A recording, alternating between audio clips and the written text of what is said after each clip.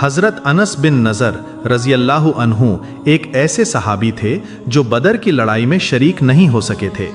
उन्हें इस बात का गहरा सदमा था।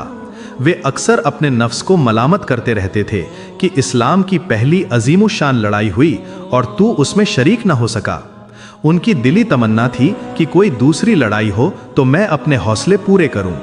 इत्तेफाक से उहुद की लड़ाई पेश आ गई और इस बार उन्होंने बड़ी बहादुरी और दिलेरी से हिस्सा लिया। उहुद की लड़ाई में शुरू में तो मुसलमानों को फतह मिली, लेकिन आखिर में एक गलती की वजह से मुसलमानों को शिकस्त हुई। वो गलती ये थी कि हुजूर अकरम सल्लल्लाहु अलैहि वसल्लम ने कुछ सहाबा को एक ख़ास जगह पर मुकर्रर फरमाया था और ताकीद की थी, तुम लोग जब तक मैं ना कहूँ इस जगह से मत हटना, क्योंकि वहाँ से दुश्मन के अचानक हमला करने का अंदेशा था। लेकिन जब मुसलमानों को शुरू में फतह होती दिखी और काफिर भागते नजर आए तो वो लोग ये समझकर अपनी जगह से हट गए कि अब जंग खत्म हो चुकी है।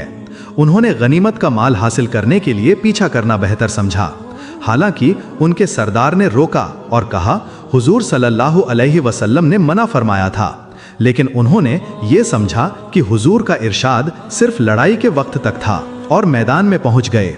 इधर भागते हुए काफिरों ने जब वो जगह खाली देखी तो पीछे से हमला कर दिया। मुसलमान बेफिक्र थे, अचानक इस बेखबरी के हमले से परेशान हो गए और चारों तरफ से काफिरों के घेरे में आ गए। हर कोई इधर उधर भाग रहा था। हजरत अनस रज़ियल्लाहु अन्हु ने ये मंजर देखा और देखा कि सामने से हजरत साद बिन मुआज रज़ियल्लाहु अन्हु आ रहे हैं।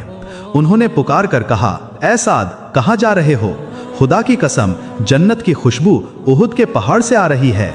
यह कहकर तलवार हाथ में थी ही काफिरों की भीड़ में घुस गए और तब तक नहीं लौटे जब तक शहीद नहीं हो गए। जब शहादत के बाद उनका शरीर देखा गया तो वो छलनी था। 80 से ज्यादा जख्म तीरों और तलवारों के उनके बदन पर थे। कोई पहचान न सका। आखिर उनकी बहन ने उनके हाथ की उंगलियों के पोरों से उन्हें पहचाना।